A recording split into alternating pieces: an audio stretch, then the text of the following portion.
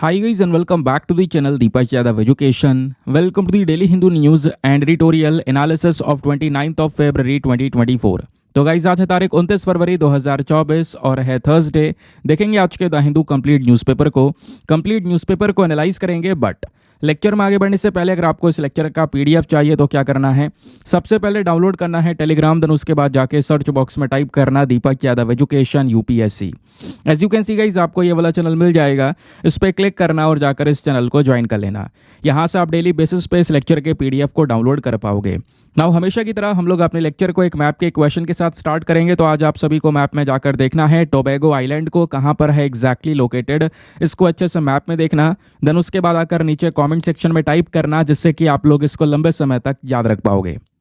साथ ही साथ एक क्वेश्चन सॉल्व करेंगे जो कि यूपीएससी प्रीवियस ईयर साल 2015 के प्रीलिम्स में पूछा गया था। डेली बेसिस पे हम लोग यहाँ पर एक प्रीवियस ईयर क्वेश्चन को भी सॉल्व करते हैं। क्वेश्चन क्या बोलता है, नीचे ऑप्शन के अंदर जो 4 भाषाएं दी गई हैं दोस्तों, इन चारों में से कौन सी एक ऐसी भाषा है जिसको क्लासिकल लैंग्वेज का स्टेटस दिया गया है।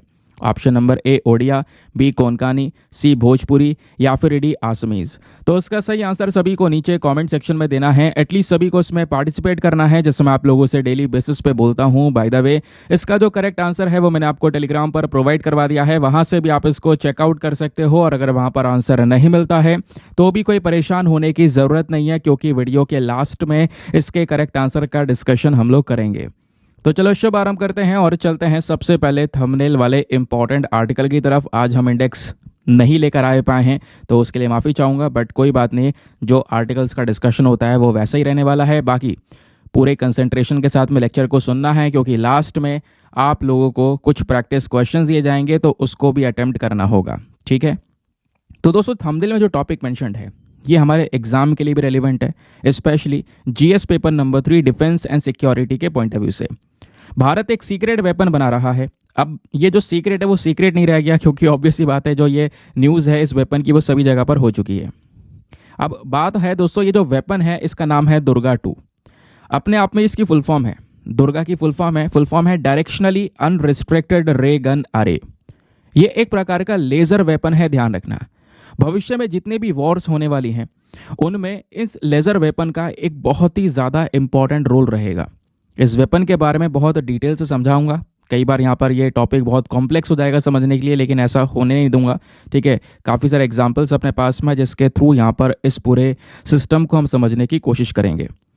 तो दोस्तों पहले हम लेंगे एग्जाम्पल इजराइल का।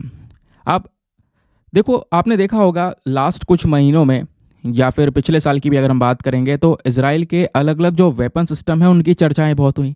इजराइल का जो आयरन डोम सिस्टम है ये बहुत ही पॉपुलर है, लोगों को पता है इसके बारे में। यह आयरन डोम सिस्टम क्या करता है, इस तरीके से इजराइल को बहुत सारे अपने अपने जो यूनिट्स हैं वो तैयार करने पड़ते हैं। ये 3 यूनिट्स मिलाकर पूरा आयरन डोम सिस्टम बनता है। और कि जिस पूरे क्षेत्र में अगर यहाँ पर आप कह सकते हो उस तरीके से आयरन डोम सिस्टम को हम फिट कर देंगे तो उस क्षेत्र की ये प्रोटेक्शन करेगा। कैसे, अब मान लो बाहर से कोई रॉकेट आ रहा है इस वाले एरिया के ऊपर अटैक करने के लिए, तो आयरन डोम सिस्टम उस एरिया को डिटेक्ट कर और सीधा उसको हवा में ही उड़ा देगा, यानी इस एरिया में नीचे गिरने ही नहीं देगा। तो ये इजराइल का आयरन डोम सिस्टम है। लेकिन दोस्तों इस वाले सिस्टम से खर्चा बहुत आता है। अगर मान लो दुश्मन का केवल एक रॉकेट भी उड़ाना है ना, तो उसके लिए यहाँ पर बहुत सारा पैसा खर्च करना पड़ता है। तो इसी वजह से ये जो खर्चा है इसको बचाने के लिए या कम खर्चा करने के लिए इजराइल ने एक और सिस्टम डेवलप किया, आयरन बीम सिस्टम। अब जो ये आयरन बीम है दोस्तों एक प्रकार की लेज़र होती है ये। अब इस लेज़र का भी मेन काम यही है कि अगर मान लो दुश्मन की कोई मिसाइल आ रही है, कोई भी बैलिस्टिक मिसाइल आ रही है ऊपर से उड़ती हुई, तो उसको हवा में ही मारकर गिरा देना। ये लेज़र सीधा काम करेगी और उसको सीधा यहाँ पे क्रैश कर देगी। तो वही बिल्कुल इसी तरीके का जो लेज़र वेपन है वो इंडिया ने अभी रेडी किया है। पूरा वेपन रेडी नहीं हुआ है, एक प्रकार का प्रोटोटाइप है, एक प्रकार का डेमो आपको देखने को मिलेगा। इसकी प्रॉपर टेस्टिंग होगी, देन उसके बाद में इसको फाइनलाइज किया जाएगा, ठीक है। तो ये दुर्गा 2 वेपन के बारे में दोस्तों आपको ये जो बेसिक चीज़ है वो समझ में आ गई। तो ये जो वेपन है ये एक प्रकार का डायरेक्ट एनर्जी वेपन भी आप इसको बोल सकते हो। इसमें मेन फोकस होने वाला है लेज़र के ऊपर में। जो एनर्जी आएगी वो लेज़र के माध्यम से या जो माइक्रोवेव्स होती हैं उसके माध्यम से या पार्टिकल बीम से दोस्तों यहाँ पर एनर्जी मिलने वाली है, ठीक है। अच्छी बात यह है कि जो दुर्गा 2 है इसको हम कहीं से भी, यानी कि ज़मीन से अगर लॉन्च करना चाहें तो ज़मीन से ये लेज़र काम कर सकता है, समुद्र से काम कर सकता है या हवा से भी काम कर सकता है। किसी भी प्लेटफॉर्म से इसको हम वर्क करवा सकते हैं। ये इसका एक और बेनिफिट आपको देखने को मिलेगा। लेकिन इसी दुर्गा 2 की जो लेज़र है, अभी जैसे मैंने बोला एक पूरा डेमो चल रहा है, तो उसकी कोई ज़्यादा खास एनर्जी नहीं है। बताया जाता है कि यहाँ पर हम लोग 25 किलोवाट तक की लेज़र को डेवलप करेंगे, जो कि एक बैलिस्टिक मिसाइल को हवा में ही उड़ा सकती है, ख़त्म कर सकती है। ठीक है, अभी जो यहाँ पर डेमो तैयार किया गया है उसकी जो डिस्टेंस है वो 5 किलोमीटर है, लेकिन आने वाले समय पर जब इसको पूरी तरह से फाइनल किया जाएगा, सारी टेस्टिंग्स खत्म हो जाएंगी, तो जो लेज़र एक्सपर्ट्स हैं वो ऑलरेडी यहाँ पर बोल चुके हैं कि हम खुद काम कर रहे हैं इस लेज़र की रेंज को बढ़ाने के लिए। ये लेज़र की रेंज कम से कम 100 किलोमीटर तक रखी जाएगी दोस्तों। आप इमेजिन करो 100 किलोमीटर्स की दूर तक ये लेज़र ट्रैवल करके दुश्मन के रॉकेट्स को अटैक कर सकती है। ठीक है, अगर कोई रॉकेट हमारी तरफ आ भी रहा है। और इसमें एक और लेटेस्ट फीचर ऐड हुआ है, वो यह है कि जैसे जिस भी क्षेत्र में आप इस लेज़र सिस्टम को लगाओगे और वो लेज़र सिस्टम डिटेक्ट करेगा अगर ऊपर से कोई रॉकेट आ रहा है तो उसको हवा में उड़ा देगा। लेकिन कई बार क्या होता है, नीचे से रॉकेट लॉन्च हो रहा है धीरे धीरे, तो लॉन्च होते होते भी अगर लेज़र सिस्टम इसको डिटेक्ट कर पाता है तो वो उसको नीचे भी दोस्तों यहाँ पे ख़त्म कर देगा। ये इसके अंदर में एक और लेटेस्ट फीचर ऐड किया गया है। इसका फ़ायदा क्या होगा? इसके बहुत सारे फ़ायदे होंगे दोस्तों। जो इंडिया का डिफेंस टारगेट्स हैं वो टारगेट्स हम अचीव कर पाएंगे। और उससे इंपॉर्टेंट बात, हम रशिया से क्या परचेस कर रहे हैं? S-400 system. अब जो S-400 सिस्टम है ये रशिया का है पूरा। ये आप देख पाओगे, ये भी इसी तरीके से है। इस तरीके से इसको रखा जाता है कि इस एरिया में दुश्मन की जो मिसाइल है उसको ये हवा में गिराने का काम करता है, और इसको हम परचेस कर रहे हैं। अब होता यह है कि दोस्तों अगर हम ये दुर्गा 2 सिस्टम को पूरी तरह से डेवलप कर लेते हैं तो इससे जो डिपेंडेंसी है दूसरे कंट्रीज़ के ऊपर में अलग अलग वेपन्स को लेकर, या स्पेशली यहाँ पर रशिया की जो S-400 की ज़रूरत है हमें, वो नहीं पड़ेगी। ठीक है, क्योंकि हमारा खुद का सिस्टम ये काम कर सकेगा। हम खुद के अपने सिस्टम को पाकिस्तान और चाइना के बॉर्डर्स पर डिप्लॉय कर सकेंगे। और इवन यहाँ पर दुनिया भर की जब कंट्रीज़ इसको देखेंगी कि हाँ किस तरीके से ये काम कर रहा है, इसके बेनिफिट्स को समझते हुए फिर वो हमसे खरीदना भी चालू करेंगे, तो हम इसको एक्सपोर्ट भी कर सकते हैं, जैसे हमने ब्रह्मोस मिसाइल के साथ में किया। और भी कई सारे वेपन आइटम्स जो अलग अलग देशों को बेच रहे हैं, एक्सपोर्ट कर रहे हैं। ठीक है, तो ये पूरा का पूरा न्यूज़ आज के समय पर चल रहा है। ध्यान रखना, क्वेश्चन बन सकता है कि दुर्गा 2 हाल ही में न्यूज़ में है, क्या है, क्या कोई अभ्यास है या कोई लेज़र वेपन है? इस तरीके से आपसे ऑप्शंस दे दिए जाएंगे, तो आपने पता होना चाहिए एक प्रकार का लेज़र वेपन है। ठीक है, चलिए नेक्स्ट आर्टिकल हमारे द हिंदू न्यूज़पेपर में मेंशन्ड है। इंडिया और साउथ कोरिया के रिलेशंस के बारे में चर्चाएं हो रही हैं, और ये आर्टिकल दोस्तों GS paper number 2 international relations के लिए भी हमारे लिए रेलिवेंट होगा। जो साउथ कोरियन प्रेसिडेंट हैं यून सुक योल, ये इंडिया विजिट करेंगे इस साल, ऐसा यहाँ पर कहना है। और इंडिया विजिट करने के पीछे का रीज़न है कि जो भारत और साउथ कोरिया के बीच में एक अग्रीमेंट हुआ है, कॉम्प्रहेंसिव इकोनॉमिक पार्टनरशिप अग्रीमेंट, इस अग्रीमेंट को अपग्रेड करेंगे। कहने का मतलब है ऑलरेडी अग्रीमेंट हुआ है पहले, इसके अंदर में कुछ नई चीज़ें ऐड की जाएंगी, इसको अपडेट किया जाएगा। तो जल्दी ये काम किया जाएगा, जिस वजह से लगातार बहुत सारे जो न्यूज़ आर्टिकल्स है वो चर्चाओं में। तो इस पूरे न्यूज़ आर्टिकल में जो आपको सामने दिख रहा है क्या क्या चीज़ें, मैं आपको पहले ये दिखा देता हूँ। ये आर्टिकल्स की ही कटिंग है जिसको आप अच्छे से समझ सकते हो। ठीक है, तो साउथ कोरियन प्रेसिडेंट यून सुक योल एक्सपेक्टेड है कि वो इस साल इंडिया विजिट करने वाले हैं। दोनों देशों के बीच में सेपा नाम का जो अग्रीमेंट हुआ था इतिहास में, उस अग्रीमेंट को अपग्रेड किया जाएगा, कुछ नई चीज़ें उसमें ऐड की जाएंगी। क्योंकि लास्ट टाइम अगर आप बात देखोगे तो सेपा अपग्रेडेशन को लेकर डिस्कशंस हुए हैं। ठीक है, तो फाइनल बोला यह जा रहा है कि इस बार इसको पूरी तरह से कंप्लीट कर देंगे। और मैं आपको बता दूं, ये सेपा अग्रीमेंट वो है जो ऑलरेडी 2009 में कर दिया गया था भारत और साउथ कोरिया के बीच में, और 2010 से ये लागू हुआ। इस अग्रीमेंट से फ़ायदा क्या होता है? व्यापार में फ़ायदा मिलता है, क्योंकि आप देख पाओगे एक प्रकार से कॉम्प्रिहेंसिव इकोनॉमिक पार्टनरशिप अग्रीमेंट है। इसमें क्या होगा कि जो इंडिया और साउथ कोरिया आपस में सामान को एक्सपोर्ट इम्पोर्ट कर रहे हैं, उसके ऊपर जो एक्स्ट्रा ड्यूटीज चार्जेस लगाई जाती हैं उसको माफ़ कर देंगे, जिससे व्यापार जो है ज़्यादा बढ़ पाएगा। ठीक है, तो ये जो सेपा एग्रीमेंट है 2009 में किया गया था, 2010 से इसने काम करना शुरू किया। अभी जो ministry of commerce of Korea है और ministry of commerce and industry of India है, इन दोनों के बीच में ये नेगोशिएशन हुआ था, और बीच में इन्होंने यहाँ पर डिसाइड किया था कि 2016 या 17 में इसको वापस से अपग्रेड करेंगे, बट ये अपग्रेड हो नहीं पाया। फिर बाद में पैंडेमिक आ गया, फिर नहीं हो पाया। देन फाइनली अब 2024 में समय मिला है कि यहाँ पर इस एग्रीमेंट को वापस से ठीक किया जाएगा, अपडेट किया जाएगा। ठीक है, ये बात क्लियर हो गई दोस्तों। बाकी साउथ कोरिया कहाँ पर है, इस तरीके से आप देख पाओगे, जापान के जस्ट ऊपर आपको ये साउथ कोरिया नजर आएगा। साउथ कोरिया से मिला हुआ है ऊपर नॉर्थ कोरिया। साउथ कोरिया की कैपिटल सियोल आपको यहाँ पर नजर आ रही होगी। ठीक है। उसके अलावा इसी आर्टिकल में बताया जा रहा है जो हमारे एक्सटर्नल अफेयर मिनिस्टर हैं एस जयशंकर जी, वो अभी एक बायलैटरल विजिट भी करने वाले हैं। वो साउथ कोरिया जाएंगे, जापान जाएंगे। 5 मार्च से 8 मार्च तक की उनकी विजिट होगी, जहां पर काफ़ी कुछ डिस्कशंस होंगे। साउथ कोरिया में स्पेशली बात करेंगे तो 10वां India Republic of Korea joint commission की मीटिंग होने वाली है, उसको अटेंड करेंगे। तो इस साल भारत और साउथ कोरिया के संबंध एग्जाम के लिए काफ़ी इंपॉर्टेंट नज़र आ रहे हैं। ये आप लोग पहले ही देख चुके हो, इस आर्टिकल से हम भाप चुके हैं। ठीक है, अब ये पता है, मैं इस चीज़ को और मजबूत कर देता हूँ कि आखिरकार इन दोनों के रिलेशंस क्यों हमें पढ़ने ही पढ़ने होंगे। क्योंकि दोस्तों ये बात तो हो गई अलग, उसके अलावा दोनों देशों के बीच में कुछ और एग्रीमेंट्स होने वाले हैं। जैसे साउथ कोरिया के एनवॉय का कहना यह है कि जो स्मॉल मॉड्यूलर रिएक्टर्स हैं, न्यूक्लियर एनर्जी के बीच में यहाँ पर ये आपस में क्या करने वाले हैं, अग्रीमेंट करने वाले हैं। उसके अलावा यहाँ पर इन्होंने ये भी बोला है कि जो कोरिया है वो एक कोरिया स्पेस एडमिनिस्ट्रेशन लॉन्च करेगा, लेकिन वो इंडिया की मदद लेगा, स्पेशली यहाँ पर इसरो की मदद लेगा। ठीक है, तो ये कई सारे कारण हैं जिसकी वजह से इनके संबंध चर्चाओं में अभी हैं और आगे भी रहेंगे। इस वजह से एग्जामिनेशन के लिए आपने क्या पढ़ना होगा दोस्तों? एग्जाम के लिए अगर आप कुछ चीज़ देखोगे या फिर अगर आप इस आर्टिकल को पढ़ोगे तो सीधा आप क्या करोगे, इंटरनेशनल रिलेशन की किताब उठाओगे, वहाँ पे जाके इंडिया साउथ कोरिया के चैप्टर खोलोगे, उसको पढ़ने की कोशिश करोगे। वो सब करने की ज़रूरत नहीं है, क्योंकि यहीं पर इसी वीडियो में मैं आपको भारत और साउथ कोरिया के जो संबंध है उसकी बेसिक डिटेल्स हैं वो बताने वाला हूँ। तो इधर उधर घूमने की ज़रूरत नहीं है। इसी को यहाँ पे नोट डाउन कर लेना है, यहाँ पे कुछ चाहो। बाकी अगर नोट डाउन करना नहीं चाहते हो तो उसका सोल्यूशन अभी इस आर्टिकल के बाद बताऊँगा। तो शुरुआत करते हैं भारत और साउथ कोरिया के संबंध की कुछ फैक्चुअल डेटा की, बेसिक डेटा की, क्योंकि इससे पहले हमने करंट इशू जान लिया। अब बात करते हैं जो हमारा बेसिक फैक्चुअल डेटा है, वो स्टैटिक डेटा है कि संबंध हैं कैसे, एग्जैक्टली कैसे एस्टेब्लिश हुए। तो दोनों का संबंध का इतिहास देखा जाए तो दोस्तों इंडिया से ही आपको पता है जो बुद्धिज्म है वो ओरिजिनेट हुआ। दुनिया भर में बुद्धिज्म जो फैला वो इंडिया से फैला, और बुद्धिज्म फिर वो कोरिया पेनिनसुलर पहुंचा लगभग 3rd सेंचुरी के समय पर, है ना। तो इंडिया ने एक बहुत इंपॉर्टेंट रोल प्ले किया इस पूरे सेक्शन के अंदर में। बाकी जो ये साउथ कोरिया है, इसमें से जो कोरिया जब आज़ाद हुआ था, कोरियन इंडिपेंडेंस होता है 1945 के अंदर में, तो कोरिया की आज़ादी में भी इंडिया का एक इंपॉर्टेंट रोल, एक पॉजिटिव रोल हमको देखने को मिलता है। इंडिया के एक इंपॉर्टेंट पर्सन है जिनका नाम है मिस्टर KPS मेनन। तो ये बेसिकली यूनाइटेड नेशन कमीशन जो सेटअप किया गया था 1947 में, ताकि इलेक्शन किया जा सके कोरिया में, तो उस वाले बॉडी के मेंबर बने थे ये। तो कोरिया में पहली बार इलेक्शंस करवाने के लिए भी दोस्तों यहाँ पर इंडिया का एक इंपॉर्टेंट रोल रहा उसके अंदर में।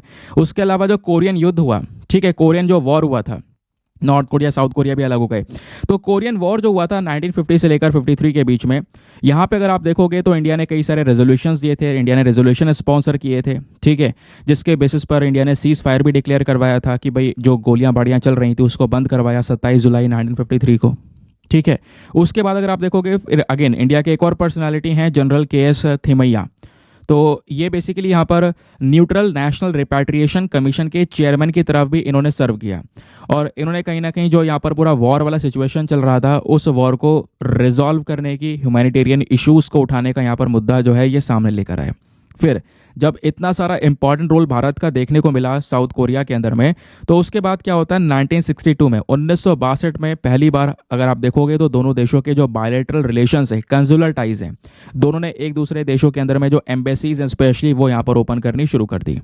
ठीक है, फिर अगर आप देखोगे तब से ही जो रिलेशंस है वो मजबूती से बढ़ते चले गए। फिर धड़ाधड़ कई सारे अग्रीमेंट साइन करे गए भारत और साउथ कोरिया के बीच में। जैसे यहाँ पे कुछ ट्रेड अग्रीमेंट्स है। सबसे पहला है agreement on trade promotion and economic technological cooperation 1974 का है। फिर उसके बाद 1976 में agreement on cooperation in science and technology sign किया गया। देन 1985 में convention on double tax avoidance. Then 1996 में बायलैटरल इन्वेस्टमेंट प्रमोशन साइन किया गया। इस प्रकार से कई सारे एग्रीमेंट्स ऑलरेडी भारत और साउथ कोरिया के बीच में हुए हुए हैं। ठीक है, ये बात क्लियर हो गई। अब दोस्तों भारत साउथ कोरिया के संबंध यहाँ तक तो चलते हुए आ गए। अब यहाँ से एक और बहुत बड़ा जंप मिलता है। कब? साल 2006 में। साल 2006 में हमारे देश के president doctor APJ Abdul Kalam जी जो थे, उन्होंने साउथ कोरिया में विजिट की है 2006 में। और विजिट के बाद ही क्या होता है, कहीं ना कहीं जो दोनों देशों के बीच में एक जॉइंट टास्क फोर्स है वो बनाई जाती है। ठीक है, और फिर बाद में थोड़े समय बाद 2010 में जैसे मैंने बोला दोनों देश कॉम्प्रहेंसिव इकोनॉमिक पार्टनरशिप अग्रीमेंट भी कर लेते हैं, जिस अग्रीमेंट को अभी अपग्रेड करने की बात की जा रही है। ठीक है, फिर क्योंकि 2010 में अगर आप देखोगे तो साउथ कोरिया के प्रेसिडेंट को हमने बुलाया था अपने देश में रिपब्लिक डे पर। आपको पता है हम हर साल एक चीफ गेस्ट को बुलाते हैं, तो 2010 में साउथ कोरिया के प्रेसिडेंट को यहाँ पे हम लोगों ने एक एज अ चीफ गेस्ट बुलाया था। जिसके बाद अगेन पार्टनरशिप को एक जंप मिला। और फिर उसके बाद 2010 में जब दोनों देशों के बीच में व्यापार को लेकर अग्रीमेंट हुआ ना, उसके बाद अगेन लाइन से आप देख पाओगे और कई सारे अग्रीमेंट्स हुए। 2011 में civil nuclear energy cooperation agreement हुआ, 2012 में न्यूक्लियर सिक्योरिटी समिट, 2014 में फिर अग्रीमेंट्स हुए, 2016 में अगर आप देखोगे, 2017, 2018, इस तरीके से धड़ाधड़ कई सारे अग्रीमेंट्स लगातार होते हुए नजर आए। अब इतने अग्रीमेंट्स के बाद में अगर हम दूसरा सेक्शन देखें तो भारत और साउथ कोरिया का जो व्यापार का संबंध है वो कहां पर स्टैंड करता है। तो दोस्तों 2022 से अगर हम लेटेस्ट डेटा देखें तो 2022 में दोनों देशों के बीच में जो व्यापार था वो ऑल टाइम हाई पहुंच गया था। यानी 27.8 बिलियन डॉलर्स का व्यापार हुआ था 2022 में दोनों देशों के बीच में। और दोनों देशों का टारगेट है इस व्यापार को हम 2030 तक 50 बिलियन डॉलर तक पहुंचाएं। और इस व्यापार को 50 बिलियन डॉलर तक पहुंचाने के लिए जो ये सेपा एग्रीमेंट है इसके अंदर अपग्रेडेशन जरूरी है, जो कि अभी किया जाएगा इस साल। ठीक है। बाकी दोस्तों 2018 में भारत के प्रधानमंत्री Narendra Modi ji plus South Korean president Moon Jae-in, इन दोनों ने मिलकर यहाँ पर सैमसंग इलेक्ट्रॉनिक्स का एक नोएडा के अंदर में स्मार्टफोन असेंबली प्लांट को भी ओपन किया। ठीक, जो कि एक बहुत बड़ा प्लांट यहाँ पर कहलाया जाता है। फिर ट्रेड और इकोनॉमिक रिलेशंस की अगर हम लोग बात करते हैं तो कहीं ना कहीं साल ब साल अगर हम देखें तो दोनों देशों के जो व्यापार का ग्रोथ है वो बढ़ता हुआ चला गया है। अब ये दोनों व्यापार क्या करते हैं तो कई सारे आइटम्स जो भारत साउथ कोरिया में एक्सपोर्ट करता है, जैसे आप देख पाओगे मिनरल फ्यूल्स, ऑयल डिस्टिल्स हो गए, सीरियल्स, आयरन, स्टील, ये सारी चीज़ें हम एक्सपोर्ट करते हैं कोरिया में।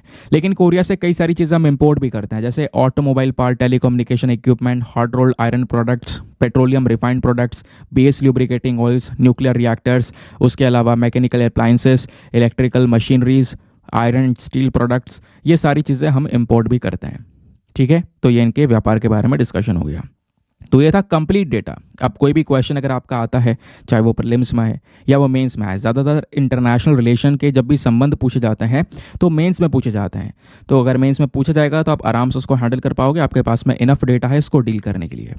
ठीक है, चलिए आगे आते हैं ना। आगे बढ़ने से पहले एक इंपॉर्टेंट इन्फॉर्मेशन दोस्तों, अगर आप लोग हमारे पेड ग्रुप्स को ज्वाइन करना चाहते हो तो आपके पास में एक बढ़िया मौका है इसको ज्वाइन करने का। यहाँ पर आपको डेली बेसिस पे करंट नोट्स के पीडीएफ वगैरह प्रोवाइड करवाए जाते हैं। फॉर एग्जाम्पल, जैसा आपने देखा ये अभी हमने आर्टिकल्स डिस्कस किए, इन आर्टिकल में बहुत सारा बैकग्राउंड डेटा है जो आपने नोट्स बनाने होंगे, लिखने होंगे। तो अगर ये काम करने बैठोगे तो घंटों लग जाएंगे, क्योंकि वीडियो खुद 1-1.5 घंटे का बन रहा है। तो काम अगर लिखने बैठ गए, नोट्स बनाने बैठ गए तो 3-3.5 घंटे तक यहाँ पर वीडियो नहीं निपटेगा। उसका एक सबसे बड़ा सोल्यूशन यहाँ पर यह आता है कि इस वीडियो के जितने भी क्लास के नोट्स होते हैं वो सब प्रिंटेड फॉर्म में दोस्तों हम लोग आपको तैयार करके देते हैं इस ग्रुप में। ठीक है, प्रिंटेड फॉर्म में मतलब है कि जिसका आप प्रिंट आउट वगैरह निकलवा सकते हो। दूसरी बात यह, ये सारे जो नोट्स हैं ये हिंदी और इंग्लिश दोनों भाषाओं में होते हैं, तो दोनों मीडियम के एस्पिरेंट इसका फ़ायदा उठा सकते हैं। उससे भी अच्छी बात, ये जो ग्रुप आपको दिया जा रहा है इस ग्रुप में सारा कंटेंट सिक्योर रहता है, सारे पीडीएफ सिक्योर रहते हैं। ऐसा नहीं है भाई आपने पीडीएफ कलेक्ट करते करते परेशान हो जाता है कई बार इंसान, क्योंकि यहाँ पर 1-2 महीने की बात नहीं है, आपको 1.5-2 साल के करंट अफेयर कवर करने हैं। तो सारी चीज़ें स्टोर रहेंगी, सिक्योर रहेंगी। किसी भी तारीख का पीडीएफ आप ओपन करो, डाउनलोड करो, पढ़ो, डिलीट करो। ठीक है, आपके पास में अनलिमिटेड ऑप्शंस हैं और सारी पीडीएफ डेट वाइज पड़ी हुई हैं। यहाँ पर भी आपको एक आसानी मिल जाती है। और इस ग्रुप को ज्वाइन करने का जो फी पेमेंट है वो बहुत ही मिनिमम है, just 499 for the lifetime access. या जब तक आपका सिलेक्शन ना हो जाए तब तक आप 499 में इस ग्रुप को ज्वाइन करके रख सकते हैं। और गारंटी है कुछ दिनों बाद आपका अमाउंट रिकवर हो जाएगा, आपको खुद दिखेगा।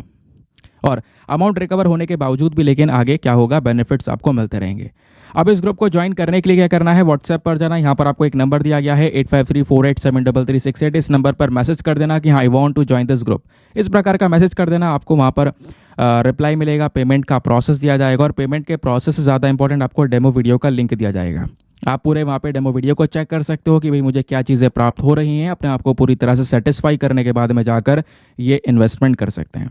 ठीक है, बाकी दोस्तों एक छोटी सी रिक्वेस्ट आप सभी लोगों से रहती है, मेक श्योर क्या कीजिए कि वीडियो पे जो लाइक का बटन उसको प्रेस कर दिया करो। 5000 लाइक्स का टारगेट होता है जिसको प्लीज़ आप पहुंचा सकते हो। मेहनत काफ़ी लगती है इन वीडियोस के अंदर में, आपको पता है प्रेजेंटेशन एक अल्टीमेट लेवल पर है। ठीक है, ऐसा प्रेजेंटेशन किसी और वीडियो में इस पूरे प्लेटफॉर्म पर मुझे नहीं लगता आपको कोई दे पाएगा, क्योंकि इसके पीछे मेहनत बहुत है, पूरी रात की मेहनत है यार। ठीक है, अब ये लगा लो वीडियो रिकॉर्ड हो रही है इस समय पर, मैं 5 बज रहे होंगे जब मैं वीडियो रिकॉर्ड कर रहा हूँ, ये 5 बज रहे हैं। तो अभी रात से बैठे हुए हैं, 9 बजे से यहाँ पर 5 बज चुके हैं। तो कंटेंट को तैयार करते करते इसको बेस्ट तरीके से प्रेजेंट करने की कोशिश है। हर एक चीज़ आपको क्लियरली समझ में आए, हर एक चीज़ आपको दिखाई दे स्क्रीन पर में, प्रॉपर PDF आपको मिलता रहे, ठीक है। क्योंकि यूट्यूब पर प्रेजेंटेशन एक और चीज़ है जो मैटर करती है। तो इस बेसिस पर यहाँ पर अगर आप देखोगे तो सारा का सारा मेरा काम है कि मैं आपको एक क्वालिटी कंटेंट प्रोवाइड करवाऊँ। बीच बीच में देखो मैं क्वेश्चन लगा पाता हूँ, कभी नहीं लगा पाता। कई सारे लोगों के कमेंट्स आते हैं सर कभी लगाता हूँ कभी नहीं लगा पाता है। हाँ मैं मानता हूँ इस बात को, कभी कभी ज़्यादा डिले हो जाता है, कभी आर्टिकल ज़्यादा होते हैं तो नहीं लगा पाता यार, आर्टिकल कम होते हैं टाइम मिलता है तो मैं फटाफट क्वेश्चन लगा देता हूँ। तो आई होप प्रॉब्लम को आप लोग भी समझ रहे होंगे। धीरे धीरे सारी चीज़ें मैनेज हो जाएंगी और फिर उसके बाद अपना जो वीडियोज़ हैं वो स्मूथली चलते रहेंगे, डोंट वरी। चलिए अब हमारे पास में कुछ 2-4 शॉर्ट न्यूज़ है, फटाफट उसको कवर करते हैं। ये शॉर्ट न्यूज़ बेहद इंपॉर्टेंट है तो इनको आप बिल्कुल भी छोड़ नहीं सकते। नंबर 1 न्यूज़, लोकपाल के बारे में बात करेंगे। GS पेपर नंबर 2 पॉलिटी के पॉइंट ऑफ व्यू से बहुत ही रेलिवेंट आर्टिकल है। अच्छा यह न्यूज़ में क्यों है, क्या खबर है, ज़रा ये समझाइए। ऊपर आपको जो ये ब्लू कलर का पोर्शन दिख रहा है ऐसा आपको हर एक आर्टिकल में नजर आएगा, ये आपकी न्यूज़ है। बात यह है कि जो हमारे फॉर्मर सुप्रीम कोर्ट के जज हैं जिनका नाम है जस्टिस अजय मनिक राव, ये व्यक्ति जिनकी फ़ोटो लगी हुई है, इनको हाल ही में अपॉइंट किया गया है लोकपाल का चेयरपर्सन। इस वजह से आर्टिकल हो गया इंपॉर्टेंट। अब ये जो लाइन आपने पढ़ी 3 लाइन, ये तो आपके वनडे एग्जामिनेशन के लिए इंपॉर्टेंट है। जो भी यहाँ पे बैंक और ये सारे के सारे एग्जामिनेशन से उनकी बात कर रहे हैं, डायरेक्टली नाम पूछ जाता है वहाँ पर। लेकिन जब बात कर रहे हैं UPSC की तो दोस्तों उसके लिए आपको पूरा पीछे का मामला टटोलना पड़ेगा, आपको स्टैटिक किताब से ही पढ़ना होगा। तो यहाँ पे जानना होगा लोकपाल होते क्या हैं, लोकपाल चुनते कैसे हैं, अपॉइंटमेंट कैसा होता है। ये बेसिक चीज़ें, पॉलिटी का एक छोटा सा पोर्शन आपका खत्म हो जाएगा। पहली चीज़ दोस्तों, जो लोकपाल पूरी एक बॉडी है, एक स्टैचुरी बॉडी है। स्टैचुरी बॉडी आपको हमेशा बताया है ये एक ऐसी बॉडी है जिसको एक्ट से बनाया गया है, कानून के माध्यम से बनाया गया है। वो कौन से कानून के अंडर में आती है, तो वो है लोकपाल एंड लोकायुक्ताज एक्ट 2013, ठीक है। क्वेश्चन ये है कि लोकपाल को क्यों बनाया गया, इनका मेन काम क्या है। इनका मेन काम है जो हमारे पब्लिक यानी कि गवर्नमेंट की बात कर रहे हैं, गवर्नमेंट के अंदर में कोई भी करप्शन हो रहे हैं उन करप्शन को डिटेल से देखना, उनकी जांच पड़ताल करना, करप्शन के ऊपर जो इल्ज़ाम लग रहे हैं उनको यहाँ पर चेक करना, करप्शन से संबंधित मैटर्स को यहाँ पर देखना। स्पेशली सरकार की बात कर रहे हैं हम, गवर्नमेंट में अगर कोई यहाँ पर करप्शन कर रहा है तो उनको हैंडल करने का काम इसी लोकपाल का है। अब इसका पूरा एक अपना पर्टिकुलर स्ट्रक्चर है, जैसे इसमें कुछ मेंबर्स हैं, उनकी पूरी हायरार्की है। लोकपाल में एक होते हैं चेयरपर्सन, ध्यान रखना, बहुत इंपॉर्टेंट लाइन है, ध्यान रखना। लोकपाल में एक चेयरपर्सन होते हैं और बाकी 8 जो है इसमें मैक्सिमम मेंबर्स होते हैं। मैक्सिमम यानी ज़्यादा से ज़्यादा 8 मेंबर्स, 8 मेंबर एक चेयरपर्सन। सवाल यह है कि ये चेयरपर्सन कौन होता होगा। जैसे भी आपने देखा कि भाई इनको अभी चेयरपर्सन के तौर पर अपॉइंट किया गया है ना। तो लोकपाल के जो चेयरपर्सन होते हैं वो या तो, ध्यान से सुनना, या तो हमारे इंडिया के चीफ जस्टिस हो सकते हैं, या फिर फॉर्मर जज सुप्रीम कोर्ट के हो सकते हैं, या फिर एक ऐसे ही व्यक्ति जो कि इन सब चीज़ों को, एलिजिबिलिटी को पूरा कर रहे हो। तो ये जो व्यक्ति जो चुने गए हैं आप देख पाओगे तो ये एक फॉर्मर सुप्रीम कोर्ट के जज हैं, तो इस क्राइटेरिया को पूरा कर रहे हैं, इस वजह से इनको चेयरपर्सन बनाया गया, ठीक है। तो चेयरपर्सन की बात हो गई। अब बचे बाकी 8 मेंबर्स, जरा इनकी बात कर लेते हैं। तो ये जो मैक्सिमम 8 मेंबर्स हैं, इनमें से जो आधे होंगे, आधे लगभग 4 की बात हो रही है, तो चाधे लगभग 4 जो होंगे वो लगभग जुडिशियल मेंबर्स होंगे, ठीक है। और जो जुडिशियल मेंबर यहाँ पे लोकसभा के होंगे, या तो वो सुप्रीम कोर्ट के जज हो सकते हैं, फॉर्मर जज यानी जज वो रह चुके हों पहले, या फिर यहाँ पे हाई कोर्ट के फॉर्मर चीफ जस्टिस हो सकते हैं। तो इनको यहाँ पर रखा जाएगा। बाकी जो 50% बचे यानी बाकी जो 4 बचे वो मेंबर्स आएंगे SC ST OBC minorities and women वाली सेक्शन से, ठीक है। तो ये मैंने आपको पूरा इसका स्ट्रक्चर बता दिया कि लोकपाल में कौन कौन होता है और कौन कौन सा पद पर कौन कौन व्यक्ति है। अब सवाल यह है कि जितने भी लोग लोकपाल में आते हैं जो करप्शन को देखने के लिए उतरेंगे इस बॉडी में, इन मेंबर्स को अपॉइंट कैसे किया जाएगा। तो दोस्तों जो चेयरपर्सन होते हैं और जो बाकी मेंबर्स होते हैं लोकपाल में, इनका अपॉइंटमेंट हमारे प्रेसिडेंट करते हैं। कौन? प्रेसिडेंट। लेकिन आपने पढ़ा होगा पॉलिटी में, जब भी प्रेसिडेंट किसी का अपॉइंटमेंट करते हैं, ज़्यादातर लोग प्रेसिडेंट अपॉइंटमेंट कर रहे हैं, अपॉइंटमेंट वो खुद अकेले दम पर नहीं करते। अपॉइंटमेंट करने के लिए उनको रिकमेंडेशन दिया जाता है, ठीक है। कभी प्रधानमंत्री या कभी कोई पर्टिकुलर कमेटी उनको रिकमेंड करती है कि भाई हाँ ये व्यक्ति अपॉइंट होने चाहिए। वही सिमिलर केस यहाँ पर है, ठीक है। तो क्या है, यहाँ के जो चेयरपर्सन है लोकपाल के और जो मेंबर्स हैं उनको प्रेसिडेंट अपॉइंट तो करते हैं लेकिन एक रिकमेंडेशन के बेसिस पर। और रिकमेंडेशन कौन देता है? अगेन एक सेलेक्टेड कमेटी जिसको बोला जा रहा है सिलेक्शन कमेटी, तो एक पूरी कमेटी तैयार की जाती है। सबसे पहला स्टेप यह है। उस कमेटी में कौन कौन होगा? तो उस कमेटी में पहले तो होंगे हमारे प्रधानमंत्री, फिर दूसरे होंगे यहाँ पर प्रधानमंत्री तो बेसिकली इस कमेटी के चेयरपर्सन भी होंगे। फिर उसके अलावा लोकसभा के स्पीकर, लोकसभा के अंदर जो ओपोजिशन पार्टी है उसके leader, chief justice of India या फिर जज यहाँ पर, जो कि यहाँ पर उनके थ्रू नॉमिनेट किए गए हैं। तो इस तरीके से दोस्तों यहाँ पे कुछ लोग होंगे जो कि इस सिलेक्शन कमेटी का हिस्सा होंगे। फिर ये सिलेक्शन कमेटी डिसाइड करेगी हाँ लोकपाल में चेयरपर्सन का और बाकी 8 मेंबर्स का पद किसको देना है। फिर वो लिस्ट ले जाकर प्रेसिडेंट को दे देंगे कि भाई अब आप जाकर इनको अपॉइंट कर सकते हैं। तो ये है यहाँ पर पूरा का पूरा अपॉइंटमेंट का प्रोसेस। क्लियर हो गया? अब जितने भी सदस्य चुनकर आते हैं लोकपाल में बैठते हैं, उनका जो टेन्योर होता है वो 5 साल का होता है। यानी आज बैठे तो आज से यहाँ पर वो 5 साल तक सर्व करेंगे, या फिर 70 साल की उम्र तक, जिन दोनों में से जो भी चीज़ पहले पूरी हो जाए। बाकी अगर इनकी तनख्वाह वगैरह की बात करेंगे तो पहले चेयरपर्सन की बात कर लेते हैं। चेयरपर्सन की तनख्वाह अलग होगी, मेंबर्स की अलग होगी। अब चेयरपर्सन को बड़ा ओहदा दिया गया है तो उनकी जो सैलरी और अलाउंसेस जो भी चीज़ें होती हैं वो सुप्रीम कोर्ट के जो चीफ जस्टिस ऑफ इंडिया हैं उनकी तरह ही बिल्कुल सेम होती हैं। जबकि जो चेयरपर्सन के अलावा मेंबर्स है इसमें, उनकी सैलरी अलाउंसेस की बात करेंगे तो उनकी सैलरी अलाउंसेस की कंडीशंस सुप्रीम कोर्ट के जज की तरह होती हैं। बस ये बेसिक डिफरेंस हो गया। अब बात आती है ज्यूरिसडिक्शन की। भाई इतना सब कुछ क्या है लोकपाल को तैयार करने के लिए, आखिरकार क्या है इनके पास पावर, ये भी जान लेते हैं।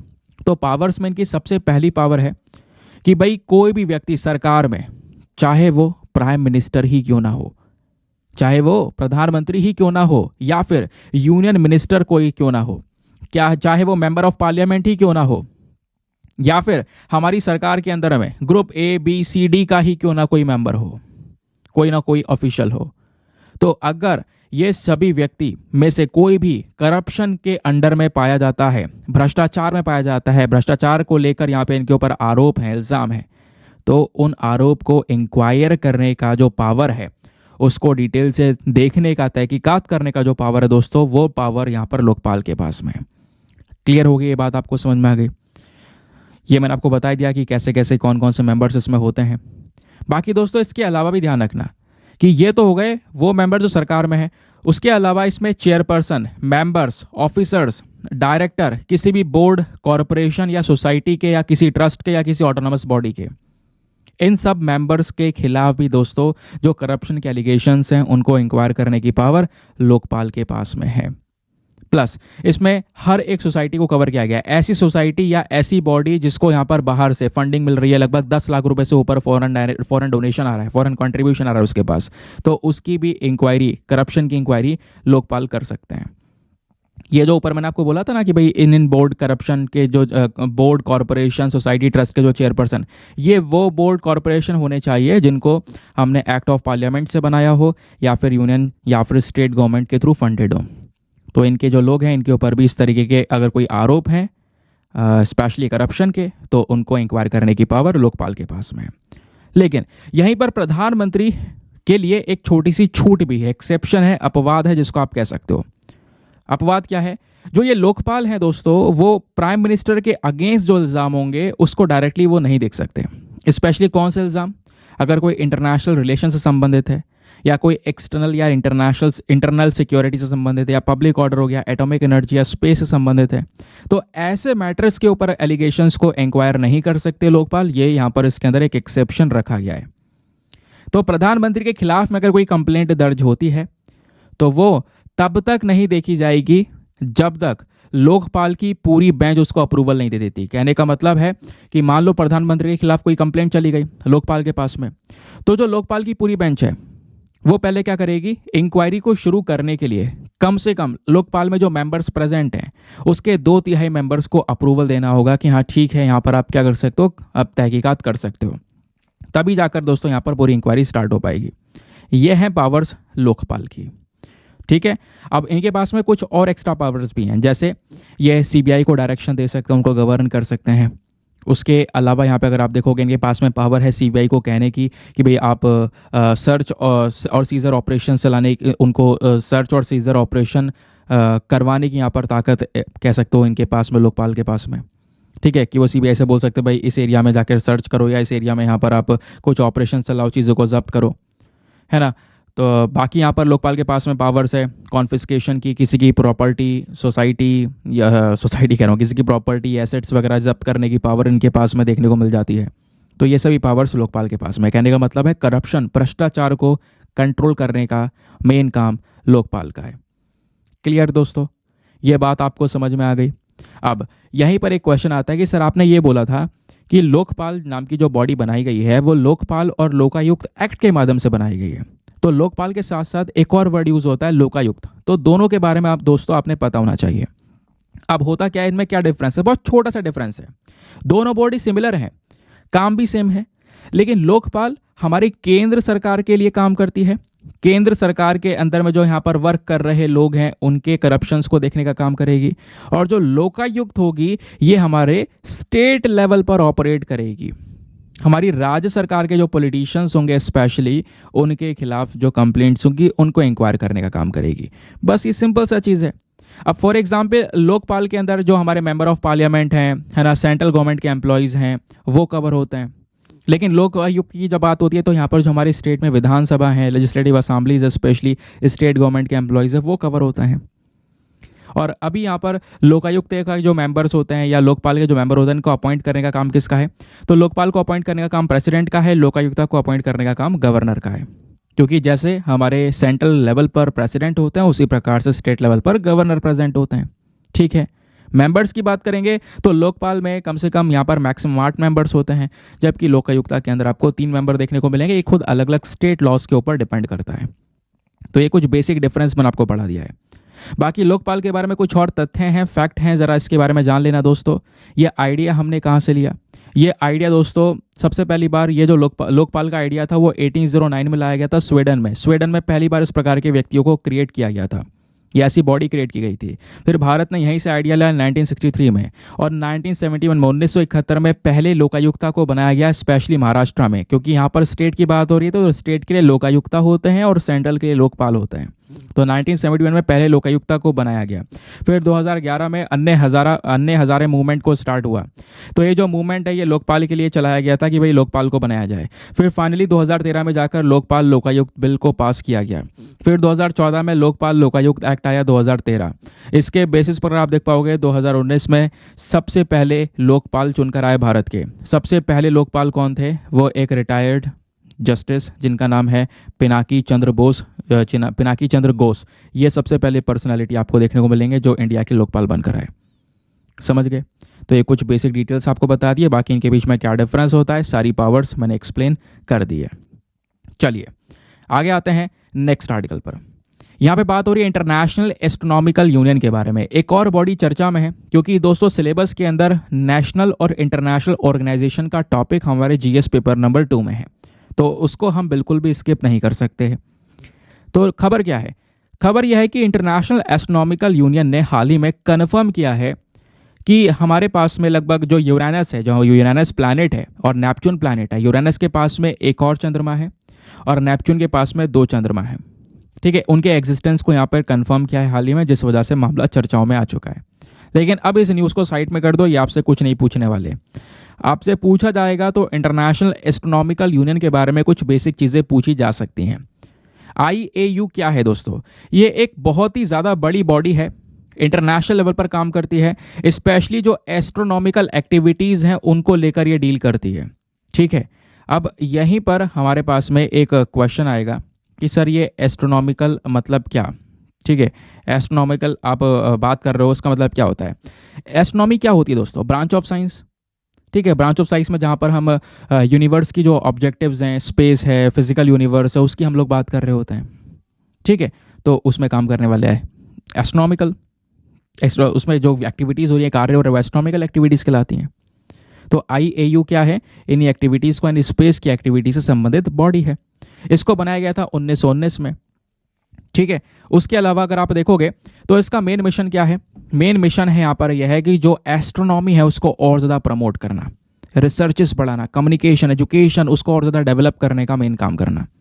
तो मेंबरशिप की बात करेंगे तो एक जो इंडिविजुअल मेंबर है, ठीक है, वो यहाँ पर मतलब कह सकते हो कि इसके जो इंडिविजुअल मेंबर्स हैं वो काफ़ी प्रोफेशनल एस्ट्रोनॉमर्स होते हैं। दुनिया भर से जो प्रोफेशनल एस्ट्रोनॉमर्स हैं, पूरी यूनिवर्स की जो काफ़ी नॉलेज रखते हैं, वो यहाँ पर इसके मेंबर्स हैं।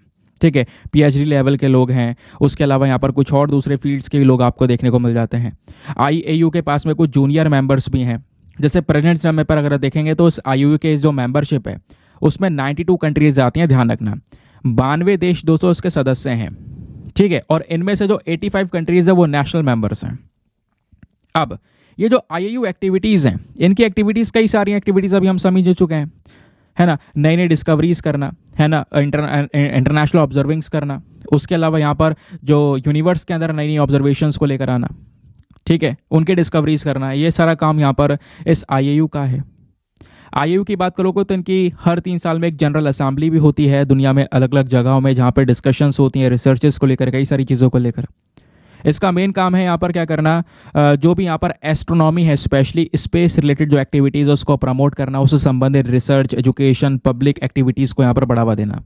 और इस बॉडी का हेडक्वार्टर कहाँ पर है, ध्यान रखना दोस्तों, फ्रांस के अंदर पेरिस में इसका हेडक्वार्टर आज के समय पर लोकेटेड है। ये वही बेसिक बात। नाउ एक और टॉपिक आता है, यहाँ पर बात हो रही है जिनी एआई मॉडल के बारे में। एक रेलिवेंट टॉपिक है, specially GS paper number 3 science and technology के पॉइंट ऑफ व्यू से। तो न्यूज़ ये आई है कि हाल ही में जो गूगल डीप माइंड है, इन्होंने एक नया प्लेटफॉर्म इंट्रोड्यूस कर दिया है सबके सामने, वो है जिनी। एक नया मॉडल आ चुका है दोस्तों। ये एक नया आर्टिफिशियल इंटेलिजेंस का मॉडल, इतना खतरनाक कि अगर आप एक फ़ोटो इसको दोगे तो उस फोटो को ये वीडियो में कन्वर्ट कर देगा, या कुछ लिख कर दोगे तो उसका यहाँ पर ये वीडियो में कन्वर्ट कर देगा। एक फ़ोटो दोगे तो उससे वो गेम क्रिएट कर देगा। तो ऐसा एआई मॉडल तैयार किया गया है। तो एक फाउंडेशनल वर्ल्ड मॉडल आपको देखने को मिलेगा जिसको ट्रेन किया गया है इस प्रकार से कि भाई आप इसमें इमेजेस या फोटोग्राफ या इवन स्केचेस का भी यूज़ करोगे, उनकी फ़ोटोज़ इसको दे हुए तो उनका वीडियोस क्रिएट कर देगा, उससे संबंधित गेम्स बनाना ये शुरू कर देगा, ठीक है। और गेम्स के साथ साथ दोस्तों उस गेम के आसपास का एनवायरनमेंट तक ये सब क्रिएट कर देगा बिना कोई ज़्यादा डिटेल्ड एक्शन लिए हुए। तो ये यहाँ पर बताया गया है कि ज़्यादा कुछ करने की ज़रूरत नहीं है, एक सिंगल इमेज से यहाँ पर इतना बड़ा ये तहलका मचा सकता है, नए गेम्स को क्रिएट कर सकता है। तो एग्जामिनेशन में क्वेश्चन बन सकता है कि भाई हाल ही में जो ये जिनी एआई मॉडल है ये क्या है, तो इसके बारे में आप ये बेसिक इन्फॉर्मेशन ध्यान रखना क्योंकि डायरेक्टली क्वेश्चन बन सकता है यहाँ पर, और इसके अलावा कुछ नहीं है। मैंने इसको स्किप करना सही नहीं समझा तो इस वजह से मैंने पढ़ा दिया। देन एक और टॉपिक, ये टॉपिक हमारा GS paper number 3 environment and ecology के पॉइंट ऑफ व्यू से रेलिवेंट है। नॉर्थ अटलांटिक राइट वेल के बारे में बात हो रही है दोस्तों। ये जो मछली आपको दिख रही है यही यहाँ पर राइट वेल है। अब राइट वेल्स जो है इनकी संख्या लगातार कम होती चली जा रही है। यहाँ पर हमारे पास में कुछ स्टैट प्रेजेंट है, जैसा आप देख पाओगे 2010, 2011, 12, 13, 14, 15, 16, 17, 18 हमेशा इनका जो बार है वो सीधा नीचे गया है। 2010 में जो पॉपुलेशन थी यहाँ पर इन राइट वेल्स की वो 460 थी, जबकि 2018 में घटकर 411 हो गई। इसी को लेकर इन्फॉर्मेशन अभी रिसेंटली रिलीज ये हुई है कि साइंटिस्ट ने ये डिस्कवर किया कि जो ये नॉर्थ अटलांटिक राइट वेल्स हैं इनका साइज छोटा होता हुआ चले जा रहा है, और साइज छोटे होने की वजह से आने वाले समय पर इनकी जो ब्रीडिंग की कैपेबिलिटीज़ हैं उसके ऊपर एक इम्पैक्ट पड़ेगा। आगे यहाँ पर जब ये दूसरे वेल को जन्म देंगी तो उसमें तकलीफें होंगी। तो इस वजह से ये चर्चा में है। अब एग्जाम के लिए ये नॉर्थ अटलांटिक राइट वेल्स के बारे में बेसिक इन्फॉर्मेशन जानना तो ज़रूरी है दोस्तों। इन वेल्स को हम माइग्रेटरी एनिमल्स के नाम से भी जानते हैं। माइग्रेटरी एनिमल्स वो होते हैं जो एक जगह से दूसरी जगह ट्रैवल करते हैं। तो ये वेल्स भी समुद्र में घूमती रहती हैं। भाई जब सर्दियाँ आ जाती हैं, जब ठंडी पड़ जाती हैं पूरी तरह से, तो ये गर्म वाल जो जिधर पानी गर्म है उधर पहुँच जाती हैं घूम के, और जब ठंड पड़ने लगती है उधर की साइड में, या फिर गर्मी बहुत ज़्यादा पड़ने लगती है तो जिधर पानी ठंडा है उधर पहुँच जाती हैं। तो इस तरीके से यहाँ पर एनवायरनमेंट के अंदर चेंजेस होने पर अपने एरियाज़ को ये चेंज करती रहती हैं। अब जो ये वेल्स आपको देखने को मिलेंगे स्पेशली जो नॉर्थ अटलांटिक और पैसिफिक ओशन वाले रीजन है वहाँ पर ये पाई जाती हैं। इनके हैबिटेट की बात करेंगे तो जैसे मैं आपको बता ही चुका हूँ कि कैसे कैसे अपना ये चीज़ें बदलती हैं, रास्ता बदलती हैं, वो हम डिस्कस कर ही चुके हैं। जो पेनिनसुलास वगैरह होते हैं स्पेशली उन्हीं के आसपास ये पाई जाती हैं। बाकी डिस्ट्रीब्यूशन की बात करेंगे तो आज के समय पर यूएस और कनाडा ये 2 पर्टिकुलर कंट्रीज़ हैं, इन्हीं के आसपास ये जो वेल्स हैं वो वहाँ पर देखने को मिलती हैं, इन्हीं एरियाज तक रिस्ट्रिक्टेड हैं, ठीक है। बाकी दोस्तों इस नॉर्थ अटलांटिक राइट वेल के बारे में कुछ बेसिक तथ्य आप जान सकते हो। ये जो वेल है इसकी जो हाइट होती है जब ये जन्म लेती है, जब छोटी सी होती है तो लगभग 14 फीट लंबी वेल होती है ये।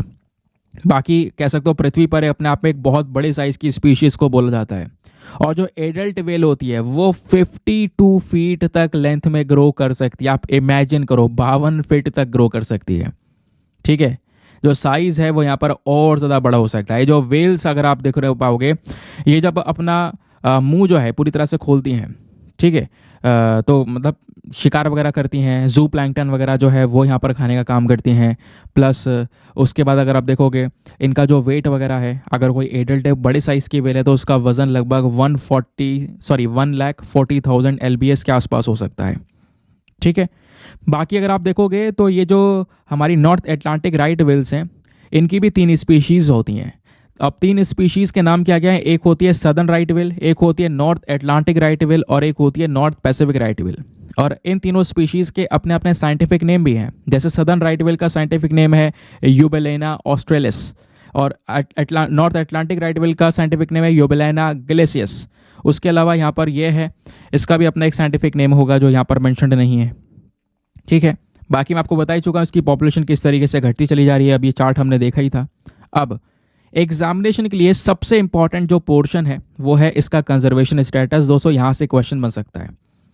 क्वेश्चन बन सकता है कि जो ये नॉर्थ एटलांटिक राइट वेल्स हैं इनका आयुसन स्टेटस क्या है, क्योंकि हम देख पा रहे हैं लगातार इनकी संख्या कम हो रही है, तो ये क्रिटिकली एंडेंजर्ड में रख दी गई हैं। इनको बचाना बहुत ही ज़्यादा ज़रूरी है। और साइट्स के अंदर में अपेंडिक्स 1 में कवर किया गया है। कहने का मतलब है कि जो व्यापार है दोस्तों, इंटरनेशनल ट्रेड वगैरह इनका नहीं किया जा सकता बिल्कुल भी, उसके ऊपर कई सारे रिस्ट्रिक्शंस हैं, ठीक है। तो इस तरीके से यहाँ पर इनको एक प्रोटेक्शन दी गई है। आगे आते हैं नेक्स्ट आर्टिकल पर। एक और शॉर्ट न्यूज़ है और बहुत ही रेलिवेंट है। अफ्रीकन यूनियन के बारे में डिस्कशन किया जा रहा है। ये आपको स्क्रीन पर पूरा का पूरा अफ्रीकन कॉन्टिनेंट नजर आ रहा होगा दोस्तों, ठीक है। तो यहीं से संबंधित अफ्रीकन यूनियन है। अब ये चर्चाओं में क्यों है, खबर क्या है? न्यूज़ ये है कि हाल ही में जो 37 यानी कि 37वां अफ्रीकन यूनियन समिट हुआ है, उसके जो मेंबर कंट्रीज हैं उन सब ने मिलकर यहाँ पर क्या किया है, एक अफ्रीकन क्लब बनाने की बात की है। अफ्रीकन क्लब इनिशिएटिव को यहाँ पर लाने की बात की है। तो ये क्या है अफ्रीका क्लब, जरा इसके बारे में बात करते हैं। तो दोस्तों ये जो अफ्रीका क्लब है ये क्या करेगा, ये अफ्रीका के अंदर में जो मल्टीलैटरल फाइनेंशियल इंस्टीट्यूशंस हैं, यानी पूरे अफ्रीका के अंदर कुछ ऐसी बड़ी बड़ी पैसों वाली कंपनियां, ठीक है, उनका ये पूरा ग्रुप होगा, ठीक है। ये बात ध्यान रखना, उनका ये पूरा ग्रुप होगा। इस इनिशिएटिव का मेन मकसद ये होगा कि अफ्रीका के अंदर में जो कई सारे फंक्शंस, स्पेशली आपको पता होगा हमारे सस्टेनेबल डेवलपमेंट गोल्स हैं, 2030 तक हमें सारे गोल अचीव करवाने हैं। गरीबी ख़त्म करना है ना, उसके अलावा जो भूखमरी है उसको ख़त्म करना, जेंडर इक्वालिटी को प्रमोट करना, साफ़ पीने का पानी प्रोवाइड करवाना है। ऐसे टोटल 17 गोल्स हैं। तो उनको पूरा अचीव करने के लिए ये जो पूरा अफ्रीकन क्लब है ये काम करेगा, ध्यान रखना है। और इस अफ्रीकन क्लब की मेन मांग क्या है कि नए नए जो इनोवेटिव और फाइनेंशियल इंस्ट्रूमेंट्स है उसको लेकर आना, ठीक है। प्लस यहाँ पर जो ये अफ्रीकन कंट्रीज़ हैं इनकी प्रॉपर मदद करना। और जैसे मैंने बोला कि इस ग्रुप के अंदर में बड़ी बड़ी अफ्रीका की जो फाइनेंशियल कंपनीज है वो हैं। तो जैसे अफ्रीकन एक्सपोर्ट इंपोर्ट बैंक हो गया, ट्रेड एंड डेवलपमेंट बैंक हो गया, अफ्रीका फाइनेंस कॉरपोरेशन, अफ्रीका री insurance corporation, Africa trade and investment development insurance. तो इस तरीके से इसके मेंबर्स ये सभी हैं, ध्यान रखना, इसके सदस्य यहाँ पर बताए जाते हैं। अब अफ्रीकन यूनियन के बारे में कुछ इंपॉर्टेंट तथ्य हैं, कुछ फैक्ट्स, ज़रा इसको भी जान लेना। अफ्रीकन यूनियन है क्या एग्जैक्टली? तो एक इंटर गवर्नमेंटल ऑर्गेनाइजेशन है, एक बहुत बड़ा संगठन जिसमें कई सारे देश की सरकारें मिलकर काम कर रही हैं। सिंपल। और कितनी सरकारें हैं? तो लगभग 55 कंट्रीज का ग्रुप है। ये पूरा अफ्रीकन कॉन्टिनेंट है। अब इस अफ्रीका में कई सारे छोटे छोटे देश हैं, अल्जीरिया, लीबिया, नाइजर, चाड, नाइजीरिया, है ना। इस तरीके से आप देख पाओगे बहुत सारे कंट्रीज यहाँ पे प्रेजेंट हैं, ठीक है। तो इन 55 देशों का पूरा ये ग्रुप है जिसको हम अफ्रीकन क्लब बोलते हैं, जिसमें सारी अफ्रीकन कंट्रीज हैं। अब दोस्तों ये जो ग्रुप है पूरा अफ्रीकन क्लब, इसको लॉन्च किया गया था साल 2002 में। इसका हेडक्वार्टर कहाँ पर है? इथियोपिया में। इथियोपिया ये है, यहीं पर एडिस अबाबा जो इसकी इथियोपिया की कैपिटल है, वहाँ पर ये जो अफ्रीकन यूनियन है इसका हेडक्वार्टर नज़र आता है। तो कोई भी क्वेश्चन आएगा, आई होप आप उसको आराम से सॉल्व कर पाओगे। नाउ एक और आर्टिकल है छोटा सा, यहाँ पर बात हो रही है पेयजल सर्वेक्षण अवार्ड्स के बारे में। अब ये क्या है और क्यों है न्यूज़ में, जरा ये जानते हैं। हाल ही में क्या होता है, जो ministry of housing and urban affair है, ध्यान रखना ये मंत्रालय बहुत इंपॉर्टेंट होते हैं। तो ministry of housing and urban affair ने पहला पेयजल सर्वेक्षण अवार्ड्स का अनाउंसमेंट कर दिया, जिस वजह से ये न्यूज़ में है, ठीक है। अब दोस्तों ये जो अवार्ड्स होते हैं, ये अवार्ड्स लगभग कह सकते हो किस बेसिस पर दिए जाते हैं, जहाँ पर बिल्कुल साफ सुथरा पीने का पानी प्रेजेंट हो, स्पेशली उसके कैटेगरी में अवार्ड दिए जाते हैं। कौन से शहर ने, कौन से राज्य ने सबसे बढ़िया काम किया है ना, प्रॉपर जल यहाँ पे प्रोवाइड करवाया लोगों तक, उन कैटेगरीज को कवर किया जाता है। तो इस अवार्ड में कई सारी कैटेगरीज हैं, जैसे गोल्ड, सिल्वर, ब्रॉन्ज, ये तीनों कैटेगरीज कवर की गई हैं। ठीक है, अब गोल्ड, सिल्वर और ब्रॉन्ज की जब बात करते हैं तो ऑब्वियस ही बात है, यहाँ पर फर्स्ट पोजीशन यानी कि जहाँ पर जो प्रॉपर पीने का पानी प्रेजेंट है लोगों को, उसको यहाँ पर ऑब्वियस ही बात है गोल्ड कैटेगरी में रखा जाएगा। सिल्वर जो है सेकंड पोजीशन को दिखाएगा और ब्रॉन्ज जो है वो थर्ड पोजीशन को दिखाएगा। और जो ये अवार्ड्स हैं ये क्यों दिए जाते हैं? ये अवार्ड इसलिए दिए जाते हैं जब कोई राज्य या कोई particular city best water body, sustainability champion, reuse champion, water quality को यहाँ पर मेंटेन करने वाला है, तो इन सब चीज़ों के बेसिस पर यहाँ पर जब वो काम करेगा। ठीक है, ये बात क्लियर हो गई। तो पैरामीटर्स क्या है? वहाँ पे पानी की क्वालिटी बहुत अच्छी है, ट्रीटमेंट प्लांट्स प्रेजेंट है, साफ़ पानी का पीने का पानी यहाँ पे लोगों तक दिया जा रहा है ना, स्पेशली जो गंदा पानी है उसको यहाँ पर फिल्टर किया जा रहा है। तो ये सारी अगर चीज़ें हैं, इन सब चीज़ों के बेसिस पर ये जो अवार्ड्स है वो दिए जाते हैं।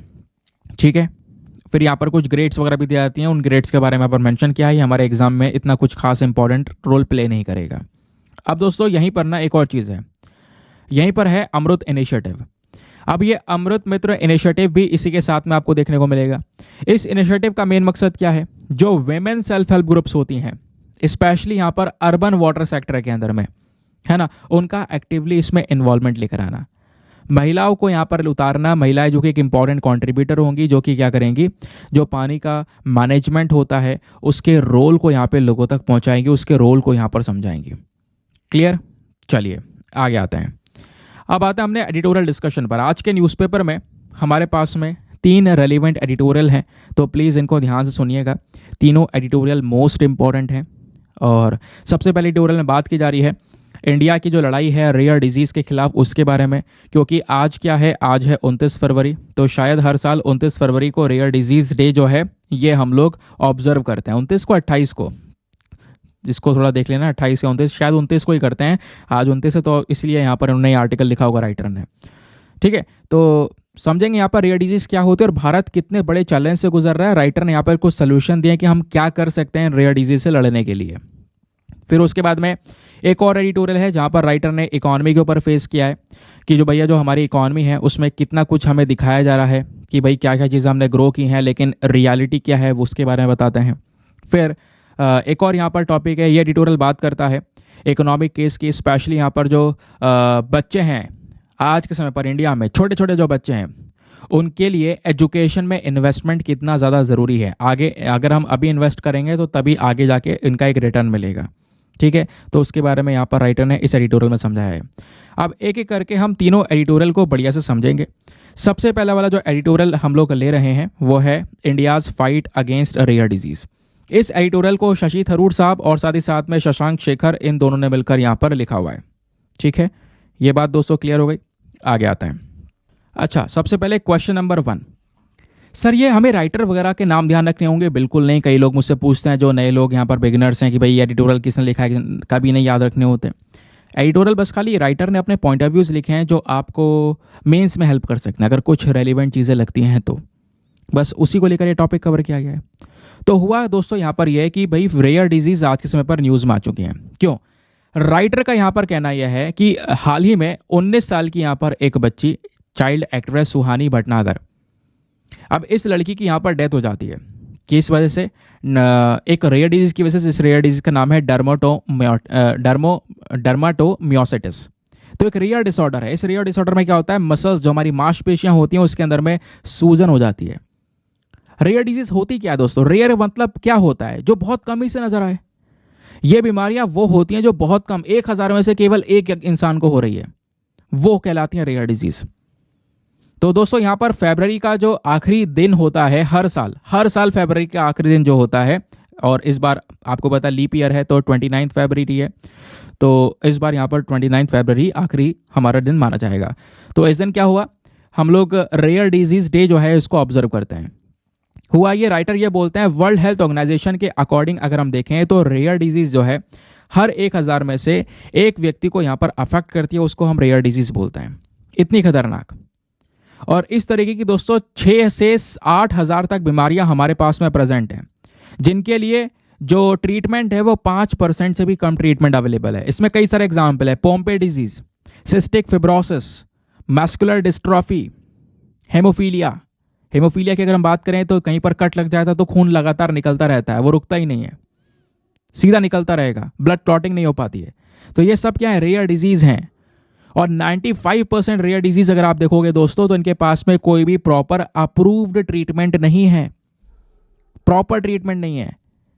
और इसमें से 80% जो डिजीज होती हैं वो जेनेटिक ओरिजिन से होती हैं, यानी जीन के माध्यम से आगे फैमिली में ट्रैवल करती रहती हैं। ये बात आपको क्लियर हो गई। अब इंडिया में रेयर डिजीज का क्या सिनेरियो है, जैसे मैं आपको बता ही चुका हूं, रेयर डिजीज केवल भारत में ही नहीं है, पूरे दुनिया में है। लेकिन इंडिया में 1/3 केस आपको देखने को मिलेंगे, है ना। 450 से ज़्यादा आइडेंटिफाइड डिजीज हैं जिसकी पहचान हमें प्रॉपर है। और इनमें स्पाइनल मस्कुलर एट्रोफी, है ना, गॉसर डिजीज, ये ऐसी बीमारियां हैं जहां पर एक बच्चे की जिंदगी पूरी बर्बाद हो जाती है। और यहां पे बोला जा रहा है लगभग रफली बात करेंगे तो 8 से 10 करोड़ जो इंडियंस हैं वो कहीं ना कहीं एक ना एक रेयर डिजीज से गुजर रहा है। 75% से ज़्यादा इसमें बच्चे हैं। तो रेयर डिजीज का हमेशा या ज़्यादातर जो शिकार होता है वो बच्चा ही होता है। ये बात आपको क्लियर होगी दोस्तों। अब यहां पर राइटर ने एक चीज और एक्सप्लेन की कि भाई हुआ क्या, जो ministry of health family welfare है, इन्होंने प्रॉपर नेशनली पॉलिसी बनाई, कई सारे काम किए गए। ऐसा नहीं है कि रेयर डिजीज को खत्म करने के लिए कोई काम नहीं किया जा रहा है, बहुत काम किए जा रहे हैं। 2017 में प्रॉपर पॉलिसी लेकर आए, 2018 उसको विड्रॉ कर लिया। National policy for rare disease आई, एक रिवाइज्ड पॉलिसी 2021 में अनाउंस की गई। लेकिन इतनी पॉलिसीज वगैरह आने के बावजूद भी जो प्रॉब्लम है वो अभी भी लगातार चल रही है। क्यों? क्योंकि हम रेयर डिजीज को अभी भी प्रॉपर तरीके से डिफाइन ही नहीं कर पा रहे हैं। हमारे पास में प्रॉपर डेटा प्रेजेंट नहीं है। अगर प्रॉपर डेटा कलेक्शन होगा तभी तो हम एक चीज का अनुमान लगा सकते हैं। जब डेटा ही नहीं है तो अनुमान क्या लगाएं? ये बात क्लियर हो गई। अब दोस्तों यहां पर बोला जा रहा है कि टाइम से, समय से और एक्यूरेट डायग्नोसिस होना जरूरी है। भाई किसी को बीमारी है, अगर वो चेक नहीं कर पाएगा या उसकी बीमारी का पता नहीं चलेगा तो बीमारी अंदर अंदर उसके शरीर को खाती चली जाएगी, बढ़ती चली जाएगी। एक समय आएगा जब बीमारी ठीक नहीं हो पाएगी, ट्रीटमेंट नहीं हो पाएगा, देरी हो जाती है उस समय पर। तो टाइम से यहाँ पर बीमारी का पता लगाना जरूरी है ताकि उसको प्रॉपर ट्रीटमेंट दिया जा सके। और दोस्तों यहाँ पर रेयर डिजीज में टाइम से लोग पता ही नहीं लगा पाते कि उनको कौन सी बीमारी है, और इसकी वजह से जो प्रॉब्लम से और ज़्यादा बदतर हो जाती हैं। और बोला जा रहा है 50% से कम जो रेयर डिजीज हैं वो इंडिया में आइडेंटिफाइड की गई हैं और ट्रीटेबल हैं, थोड़ा बहुत ट्रीट कर सकते हैं, ठीक कर सकते हैं। लेकिन जो ट्रीटमेंट्स अवेलेबल हैं वो भी बहुत बुरे ट्रीटमेंट्स हैं। जैसे जो हमारा DCGI है, that is drug controller general of India, उन्होंने कुछ रेयर डिजीज के लिए कुछ मेडिसिन को अवेलेबल करवा रखा है। लेकिन वो जो मेडिसिन हमारे पास में अप्रूव्ड हैं, या तो वो प्रॉपर अच्छी तरीके से डिस्ट्रीब्यूटेड नहीं है, ठीक है, या फिर यहाँ पर दोस्तों प्रॉपर तरीके से वो अवेलेबल नहीं करवाई जा रही हैं। तो जब दवाई है कोई डिजीज की तो वो दवाई को अवेलेबल करवाओ, ये एक प्रॉब्लम है। फिर एक सबसे बड़ी प्रॉब्लम राइटर ने मेंशन की है बीमारी को टैकल करने के लिए, वो है हमारा बजट। भैया रेयर डिजीज के लिए जो बजट एलोकेशन है वो कम से कम हो रहा है। बीमारी बढ़ती चली जा रही है साल ब साल, बजट कम होता चले जा रहा है। 2023-24 के अंदर में रेयर डिजीज के लिए 93 करोड़ रुपीस का बजट रखा, जो कि पिछले साल के कंपैरिजन में कम था, ऐसा यहां पर बोला गया। अब तो गाइडलाइंस के अकॉर्डिंग यहां पर अगर हम बात करेंगे तो कोई अगर रेयर डिजीज से गुजरने वाला व्यक्ति है तो उसको कुछ कंपनसेशन वगैरह दिया जा सकता है, कुछ सपोर्ट दिया जा सकता है। अब सपोर्ट भी यहाँ पर कब तक देंगे? अगर कोई भयानक रेयर डिजीज है तो उस रेयर डिजीज में पूरी जिंदगी भर का मैनेजमेंट चलता है, जिंदगी भर का ट्रीटमेंट चलता है। कई बीमारी ऐसी हैं कि ट्रीटमेंट पूरी जिंदगी भर चलाना होगा, थेरेपी पूरे ट्रीटमेंट जिंदगी भर चलेगा। तो जो अमाउंट सरकार दे रही है क्या वो एडिक्वेट होगा, पूरा पड़ेगा, नहीं पड़ेगा? तो ये कहीं ना कहीं यहाँ पर अगेन एक बहुत बड़ी प्रॉब्लम है। फिर एट द लास्ट जब राइटर ने सारे प्रॉब्लम्स बताई तो उसका सोल्यूशन यहाँ पर इन्होंने दिया, और सोल्यूशन देते हुए यहाँ पर इन्होंने बोला कि इंडिया के पास में जो रेयर डिजीज की प्रॉब्लम्स है, लेकिन अभी भी ना ज़्यादा बड़े लेवल पर नहीं है, ठीक है, इसको हम टैकल कर सकते हैं।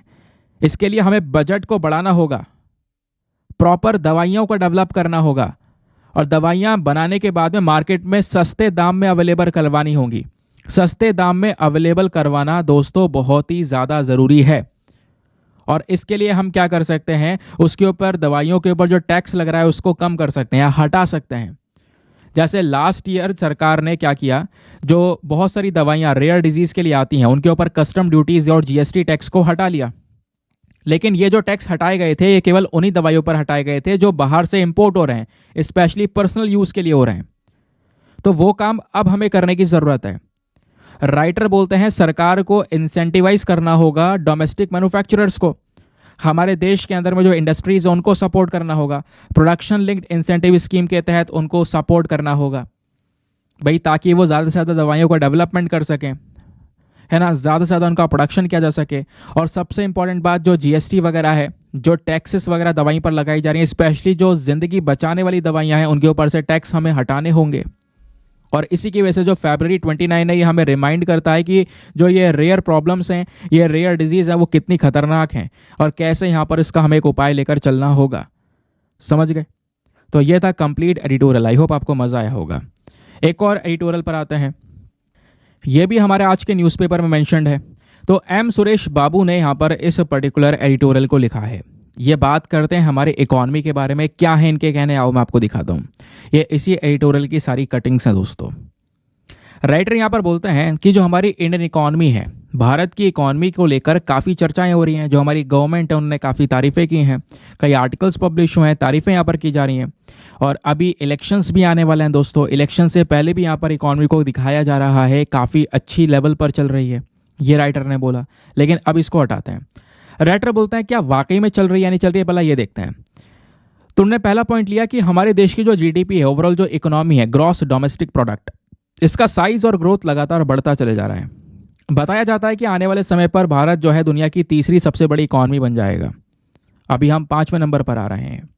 सेकंड जो चीज़ यहाँ पर दिखाई जा रही है इकॉनमी में, कि जो नंबर ऑफ पीपल हैं, बहुत सारे जो लोग हैं वो गरीबी की चपेट से बाहर आ चुके हैं। और पिछले कुछ समय पर सबसे ज़्यादा मात्रा में अभी के समय पर ही लोग गरीबी से बाहर निकल कर आए हैं। ठीक है, फिर उसके बाद में दोस्तों यहाँ पर कुछ और क्लेम्स भी किए जा रहे हैं। और वो जो क्लेम्स हैं वो बहुत ही ज़्यादा बड़े बड़े यहाँ पर आपको देखने को मिलेंगे। राइटर का कहना यह है कि इंडिया शाइन कर रहा है। कैसे? जीडीपी ग्रोथ तो हो रही है, लोग यहाँ पे गरीबी से ही बाहर आए, लेकिन दूसरी तरफ अगर आप देखोगे तो और भी कई सारे अचीवमेंट्स हुए। जो पैसेंजर कार हैं उनकी बिक्री बढ़ी है, डोमेस्टिक एयर पैसेंजर्स जो ट्रैफिक्स हैं वो बढ़े हैं, लोग प्लेन से सफ़र करने लगे हैं, लोग स्टॉक मार्केट में इन्वेस्ट कर रहे हैं, जहाँ डीमैट अकाउंट के बारे में किसी को पता नहीं होता था, डीमैट अकाउंट्स की संख्या बढ़ी है, यूपीआई के ट्रांजैक्शंस बढ़े हैं, जो मोबाइल के सेल है वो बहुत तेज़ी से इंक्रीज़ हुई है, लग्जरी होम्स यहाँ पर बिके हैं। तो ये सारी चीज़ें क्या दर्शाता है कि भाई लोगों के पास में पैसा है, तभी तो लोग गाड़ी प्लेन से सफ़र कर रहे हैं, स्टॉक मार्केट में इवन पैसा लगा रहे हैं, यूपीआई से ट्रांजैक्शन कर रहे हैं, लग्जरी होम्स परचेज कर रहे हैं। रीज़न क्या है? लोगों के पास में पैसा है, पैसा आ रहा है। ठीक है, तो ये चीज़ दर्शाई जाती है कि लोग जो हमारे कंज्यूमर्स हैं आज के समय पर, वो ज़्यादा से ज़्यादा जो एक्सपेंसिव प्रोडक्ट्स हैं उसको परचेज कर रहे हैं। ऐसी हमारी इकॉनमी चल रही है। अब राइटर बोलते हैं कि जो ये ऊपर इंडिकेटर्स ये हैं, ये इंडिकेटर जो मेंशन करे गए हैं ये बिल्कुल सही है। राइटर का भी कहना है कि यहाँ पर काफ़ी सारी चीज़ें हैं जो बिल्कुल सही है। फॉर एग्जाम्पल उन्होंने पैसेंजर कार सेल्स की बात की है। तो दोस्तों पैसेंजर कार सेल्स को लेकर इनका कहना यह है कि अगर आप देखोगे तो ये बड़ा है। कार की बिक्री अप्रैल 2023 से जनवरी 2024 तक देखोगे तो 3.42 मिलियन यूनिट्स यहाँ पर बढ़ चुकी है। उसके अलावा कार की यूनिट्स के अलावा अगर आप हट कर देखोगे तो कई सारी चीज़ों में और बढ़ावा देखने को मिला। जैसे डोमेस्टिक एयर पैसेंजर्स इंक्रीज हो चुके हैं। ठीक है, हमारे देश के जो नागरिक जो प्लेन से सफ़र कर रहे हैं वो संख्या बढ़ी है, रिकॉर्ड सारे टूट चुके हैं, नो डाउट।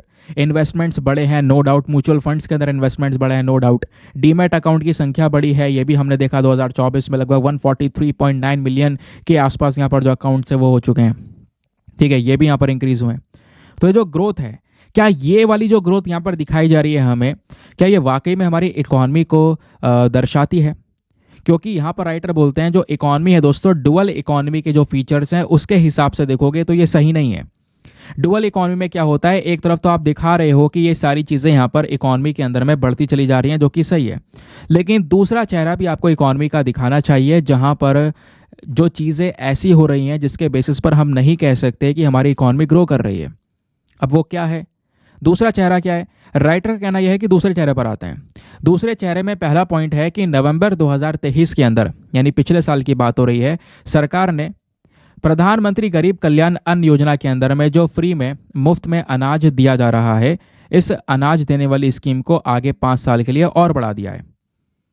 तो लगभग इस स्कीम के अंदर में हमारे देश के 81.35 करोड़ 81 करोड़ जो लोग हैं वो कवर किए जा रहे हैं, उनको यहाँ पर फ्री में अनाज दिया जा रहा है।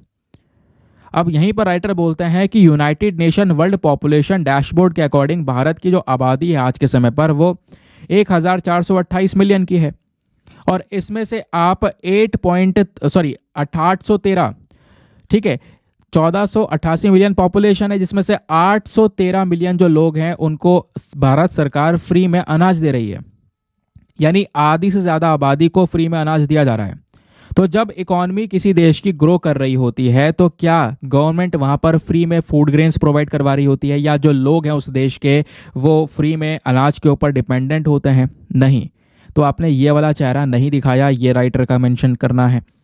सेकेंड चीज़ यहाँ पर राइटर जो मेंशन करते हैं कि भाई जो हाई ग्रोथ आप दिखा रहे हो, इसमें यहाँ पे हमें Mahatma Gandhi national rural employment guarantee scheme की बात भी करनी चाहिए, जो एमजी नरेगा है, जिसके तहत सरकार यहाँ पर मजदूरों को काम देती है, लेबर को काम प्रोवाइड करवाती है। तो इसके अंदर मजदूरों की संख्या बड़ी है, ठीक है। जो रूरल जॉब्स हैं गांव के अंदर, अगर आप देखोगे एमजी नरेगा के अंदर में, तो 11% इंक्रीमेंट यहाँ पर नजर आया है दिसंबर तक, ठीक है। तो अप्रैल से दिसंबर अगर आप देखोगे तो कई सारे व्यक्ति यहाँ पर स्टेट्स के अंदर में इसके अंदर में काम कर रहे हैं, और ये अभी तक का सबसे ज़्यादा आपको देखने को मिलेगा, ठीक है। ये बात आपको देखने को मिल जाएगी, यानी कि जो जॉब्स की जो डिमांड है, अभी डिमांड की बात कर रहा हूँ मैं बेसिकली, जॉब्स की जो डिमांड है ये अभी भी बहुत ज़्यादा है। 2020 था कोविड-19 का, उससे भी ज़्यादा डिमांड्स आज के समय पर नज़र आ रही है, जहाँ पर बहुत सस्ते दाम में बहुत चीप लेबर को यहाँ पर रखा जा रहा है, बहुत कम पैसे देके यहाँ पर काम करवाया जा रहा है। तो क्या इकॉनमी में ये चीज़ होती? ये आपने नहीं दिखाया। फिर राइटर बोलते हैं एक और चीज़ देखो, एग्रीकल्चर की बात करते हैं और नॉन एग्रीकल्चर की बात करते हैं। शहरों में एग्रीकल्चर का जो यहाँ पर मजदूरी है, नॉन एग्रीकल्चर की मजदूरी है, ये 2009-10 में ज़्यादा हुआ करती थी, बट आज के समय पर यह कम होकर 3.3% या 3% पर एनम पहुँच चुकी है। ये राइटर का कहना है। राइटर बोलते हैं एग्रीकल्चर सेक्टर में जो किसान हैं उनके ऊपर में लोगों के ऊपर में जो डेट है, स्पेशली जो उधारी है, वो बढ़ती चली जा रही है। गांव वाले क्षेत्र में लोग यहाँ पर उधारी के तहत यहाँ पर दबते चले जा रहे हैं। कई सारे ऐसे लोग आपको देखने को मिल जाएंगे, चाहे वो कल्टीवेशन फील्ड से आ रहे हो, चाहे वो नॉन कल्टीवेशन फील्ड से आ रहे हो। ये इनका कहना है। फिर कहना है सबसे इंपॉर्टेंट चीज़ एसडीजी टारगेट्स। भाई 2024 से लेकर 2029 तक का जो हमारा पीरियड है, इसमें इंडिया ने एक एक्सपेक्टेशन लगाई है कि हम $5 ट्रिलियन तक की इकॉनमी को अचीव कर लेंगे और दुनिया की तीसरी सबसे बड़ी अर्थव्यवस्था बनकर खड़े हो जाएंगे। लेकिन क्या 2030 तक जो हमारा वर्ल्ड है वो सस्टेनेबल डेवलपमेंट गोल्स को अचीव कर पाएगा? क्योंकि एक तरफ तो आपको पता है हमने सस्टेनेबल डेवलपमेंट गोल यहाँ पर चूज कर रखे हैं, भाई ये हमें पूरे कर रहे हैं 2030 तक, जहाँ पे गरीबी कम करना सबसे पहला टारगेट, साफ पीने का पानी प्रोवाइड करवाना सबसे पहला टारगेट। तो ऐसे कई सारे टारगेट्स हमारे पास में देखने को मिल जाते हैं, ठीक है। जेंडर इक्वालिटी एक टारगेट हमारा देखने को मिलेगा। तो ये टारगेट्स क्या अचीव हो पाएंगे? नहीं। तो इकॉनमी के अंदर में दोनों ही चीज़ों को दिखाने की ज़रूरत है, दोनों ही चीज़ों को यहाँ पर बताने की ज़रूरत है। ये राइटर ने यहाँ पर मेंशन किया हुआ है, तो आर्टिकल को पूरा बैलेंस करके समझा दिया है, ठीक है। बात क्लियर हो गई। चलिए आगे आते हैं नेक्स्ट एडिटोरियल पर। अब दोस्तों ये वाला जो एडिटोरियल है ये मैं आपके साथ में कल डिस्कस करूँगा। आज थोड़ा समय ज़्यादा होता चले जा रहा है, टाइम का जो लिमिट है वो क्रॉस हो चुका है और टाइम भी ज़्यादा हो चुका है, 5:48 हो चुके हैं, हमें 6 बजे से पहले वीडियो अपलोड करना है। तो ज़्यादा कोई लंबा आर्टिकल नहीं है, तो उसके लिए आप परेशान ना होइएगा, कल वाले वीडियो में हाथों हाथ हम इसको एक्सप्लेन कर देंगे। चलिए अब आते हैं आज के टेस्ट के ऊपर, प्रीलिम्स रैपिड फायर के क्वेश्चंस के ऊपर। देखते हैं आपने कितने अच्छी तरीके से, कितने कंसंट्रेशन के साथ में लेक्चर को सुना है। वो तब पता चलेगा जब आप इन क्वेश्चंस को सही अटेम्प्ट करोगे। तो question number 1, international astronomical union के रेफरेंस में 3 स्टेटमेंट्स हैं, बताना है इन तीनों में से कितने स्टेटमेंट सही हैं। पहला बोलता है कि जो ये पर्टिकुलर बॉडी है ये हमारे इंटरनेशनल प्रोफेशनल एस्ट्रोनॉमिकल जो एक्टिविटीज़ होती हैं वर्ल्ड में उसको गवर्न करने का काम करती है। सेकेंड स्टेटमेंट बात करता है कि भाई इसके जो इंडिविजुअल मेंबर्स होते हैं उनको नॉमिनेट करती है नेशनल गवर्नमेंट्स। हर एक देश की जो सरकारें हैं वो इनके मेंबर्स को नॉमिनेट करने का काम करती हैं। थर्ड स्टेटमेंट बोलता है कि जो ये इंटरनेशनल एस्ट्रोनॉमिकल यूनियन है ये एकलौता ऑर्गेनाइजेशन है जो कि क्या करता है, यहाँ पर जो एस्ट्रोनॉमिकल बॉडीज़ हैं स्पेशली यहाँ पर उनको रिकग्नाइज करता है। तो बताओ तीनों स्टेटमेंट में से कितने स्टेटमेंट सही हैं। ऑप्शन नंबर ए केवल 1, बी केवल 2, सी तीनों सही हैं, या फिर डी तीनों के तीनों गलत हैं। ठीक है, थर्ड ऑप्शन बोलता है जो हमारी एस्ट्रोनॉमिकल बॉडीज़ हैं, सॉरी यहाँ पर आपने आंसर देख लिया होगा यार, बीच में ना वीडियो एकदम से रुक गया, जब मैंने आगे किया तो यहाँ पर ही आ गया। तो इसका आंसर देखिए क्या होगा। वैसे ही अगर आप देख पाओगे तो इसका सही उत्तर ओनली 2 है, केवल 2 ही ऑप्शन सही है। कौन कौन सा? पहला वाला और तीसरा वाला सही है, बाकी दूसरा वाला गलत है। ठीक है, अब यहाँ पे देखोगे ये टॉपिक हम कल डिस्कस कर चुके हैं। हाँ, एक और क्वेश्चन आता है, ये थोड़ा इंटरेस्टिंग है। यहाँ पे बोला जा रहा है कंसिडर द फॉलोइंग। आपके पास में यहाँ पर 5 ऑप्शंस हैं। Prime minister, speaker of the Lok Sabha, leader of opposition in Lok Sabha, chief justice of India and union law minister. इन 5 में से कितने मेंबर्स होते हैं सिलेक्शन कमेटी के अंदर? वो सिलेक्शन कमेटी जो हमारे लोकपाल के मेंबर्स और चेयरपर्सन का नाम रेकमेंड करती है प्रेसिडेंट को। तो उस सिलेक्शन कमेटी में इन 5 में से कितने लोग प्रेजेंट होते हैं, जरा आपने बताना है। बहुत ही अच्छा क्वेश्चन है। ऑप्शन नंबर ए केवल 2, बी केवल 3, सी केवल 4, या फिर 5 के 5 उस कमेटी में होते हैं। बताओ क्या होना चाहिए आंसर। नाउ अगला क्वेश्चन बात करता है consider the following statement regarding Africa club. तो अफ्रीका क्लब को लेकर 2 स्टेटमेंट दिए गए हैं, बताना है कौन सा स्टेटमेंट सही है। पहला, ये एक अलायंस है अफ्रीका मल्टीलेटरल फाइनेंशियल इंस्टीट्यूशंस का। ठीक है। सेकंड, यहाँ पर इस अफ्रीका क्लब का मेन मकसद है अफ्रीकन यूनियन में जो गरीबी है वो यहाँ पर पूरी तरह से ख़त्म करना। तो बताओ दोनों स्टेटमेंट में से कौन सा स्टेटमेंट सही है। Option number A 1 only, B 2 only, C दोनों सही हैं, या फिर डी दोनों के दोनों गलत हैं। नो अगला प्रश्न बात करता है पेयजल सर्वेक्षण अवार्ड्स। ये इनिशिएटिव कौन सा मंत्रालय का है। Option number A ministry of Jal Shakti, B ministry of housing and urban affairs, C NITI Aayog, या फिर D ministry of rural development. तो बताओ इसका सही उत्तर क्या होना चाहिए। तो दोस्तों यही तो कुछ हमारे पास में थोड़े से क्वेश्चन, तो देखते हैं आप लोगों ने कितने क्वेश्चन सही किए हैं। वैसे मैक्सिमम क्वेश्चन को आपने सही किया होगा। मैं आपको एक एक करके आंसर बता देता हूं ताकि इसको रीमैच कर सको। तो यहाँ पर बात हो रही थी पेयजल सर्वेक्षण अवार्ड्स। बताओ भैया चारों में से कौन सा उत्तर सही है। तो इसका सही उत्तर option number B ministry of housing and urban affair का यहाँ पर एक इनिशिएटिव है। फिर आपसे पूछा गया था अफ्रीका क्लब के बारे में, 2 स्टेटमेंट है, दोनों में से कौन सा सही है। केवल पहला वाला स्टेटमेंट सही है कि ये जो पर्टिकुलर ग्रुप है ये अफ्रीका के मल्टीलेटरल फाइनेंशियल इंस्टीट्यूशंस का ग्रुप है। दूसरा वाला गलत है कि इसका मेन मकसद गरीबी को ख़त्म करना है केवल नहीं, उसके अलावा बहुत सारे यहाँ पर मेन मकसद आपको देखने को मिल जाएंगे, जैसे इनोवेशंस को यहाँ पर प्रमोट करना है ना, जो डेट मैनेजमेंट है, उधारी का मैनेजमेंट है, स्पेशली उसका प्रॉपर मैनेजमेंट करना, अफ्रीकन कंट्रीज़ की ज़रूरत पूरी करना। तो सेकंड स्टेटमेंट यहाँ पर गलत है, केवल पहला वाला यहाँ पर सही है। फिर आपसे यहाँ पर एक इंटरेस्टिंग क्वेश्चन पूछा गया था कि भाई ये 5 हैं, बताओ इनमें से कितने लोग प्रेजेंट होते हैं सिलेक्शन कमेटी में जो लोकपाल के मेंबर्स का अपॉइंटमेंट करते हैं। तो इनमें से दोस्तों यहाँ पर केवल सी वाला ऑप्शन सही है कि केवल 4 लोग ही प्रेजेंट होते हैं। कौन कौन? एक तो प्रधानमंत्री होते हैं, लोकसभा के स्पीकर हो गए, अपोजिशन लीडर के यहाँ पर हो गए, उसके अलावा यहाँ पर चीफ जस्टिस ऑफ इंडिया हो गए। बाकी यूनियन लॉ मिनिस्टर गलत है दोस्तों, यूनियन लॉ मिनिस्टर इस सिलेक्शन कमेटी में नहीं होते हैं। That is why option number c only 4 is the correct answer. ठीक है, तो ये था हमारा पूरा सेशन। बाकी एक क्वेश्चन था स्टेडफास्ट डिफेंडर 2024, ये मैंने कल का क्वेश्चन लगाया हुआ था। तो ये क्या है? तो स्टेट डिफेंडर 2024 क्या है? एक नाटो की मिलिट्री एक्सरसाइज है जो कि आज के समय पर चल रही है। इसके 2 फेजेस हैं, कल मैंने आपको डिटेल्स इसके बारे में ऑलरेडी पढ़ाया हुआ है। ठीक है, बाकी आते हैं प्रीलिम्स वाले क्वेश्चन पर। क्वेश्चन ये था कि इन चारों भाषाओं में से कौन सी एक ऐसी भाषा है जिसको हाल ही में क्लासिकल लैंग्वेज का स्टेटस दिया गया है। तो सही उत्तर है ऑप्शन नंबर ए ओडिया। ठीक है, मिलते हैं आपसे अगले वीडियो में। आज के लिए bye bye, have a nice day, thank you and जय हिंद।